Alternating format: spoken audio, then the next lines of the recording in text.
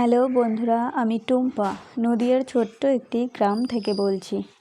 আমার নতুন আরেকটি ব্লগে আপনাদের স্বাগত জানাই। বন্ধুরা, এখন তো বাজে সকাল 5টা। আপনারা সবাই ঘুম থেকে উঠেছেন তো চলুন দেখি সকালে কি কাজ থাকে সেগুলো একটু করে নিই। তো আমার দরজাগুলো খোলা হয়ে গেছে, তালা তুলি, সেখানে আবার জল দেওয়াও হয়ে গেছে। তো ছেলেরাও বাজারেও চলে গেছে, এবার আমার কাজগুলো শুরু হবে বাড়ির।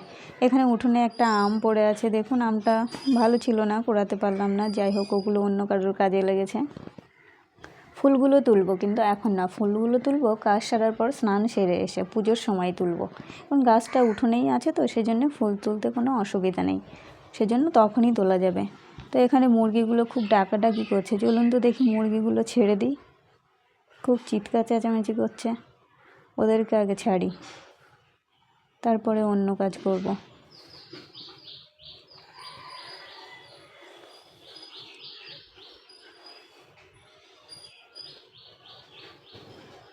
এই যে এখানে আটকে রাখা হয়েছে, কারণ শিয়াল আর কুকুরের খুব উপদ্রব তো আমাদের এখানে, সেজন্যে অনেকগুলো মুরগি হারিয়ে গেছে, এই কটাই আছে।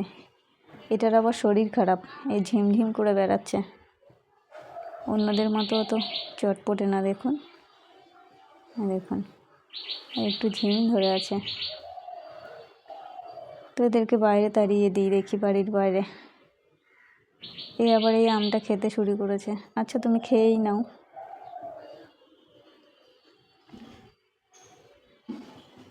যাও এবার বাইরে। তো ওরা চলে গেল বাইরে। এটা যাবে না, এটা থাকবে কালোটা। বৃষ্টি হয়েছিল রাতে, জল জমে গেছে চেয়ারগুলো এই যে বাইরে থাকে তো বসার জন্য।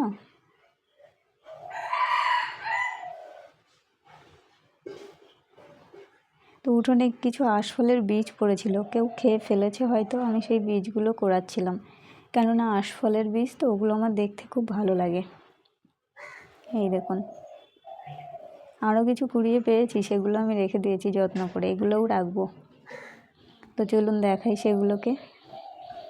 এই দেখুন আমার ঘর। আমার এই ঘরের উপরে বাবা ভোলানাথের ছবিটা লাগানো আছে। এটা আমার একটা কাকু গিফট করেছিল আমাকে, তা সেই জন্য আমি যত্ন করে ওখানে রেখে দিয়েছি। তো আমার এই ঘরের ভেতর দিয়েই ওই পাশটায় যেতে হয়, কারণ ওই পাশটায় আমার রান্না, কল, পায়খানা, বাথরুম আছে, তো সেই জন্যে। আমাদের দুটো উঠোন, সামনে একটা আর পেছন দিকে একটা, এখানে রান্না করি।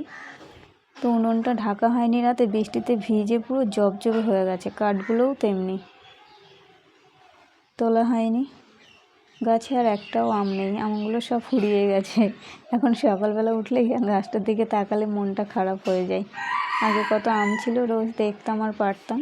এই যে দেখুন কতগুলো বীজ হয়েছে, এগুলো আমি পুঁতে দেবো। যদি একটা গাছও হয় তো খুব ভালো হবে। আমার ভীষণ ইচ্ছে একটা আশফলের গাছ লাগানোর। তো বীজগুলো যখন পেয়েছি, দেখি পারি কিনা লাগাতে। তো এই ব্লগটা এখানেই শেষ করছি, ভালো থাকুন।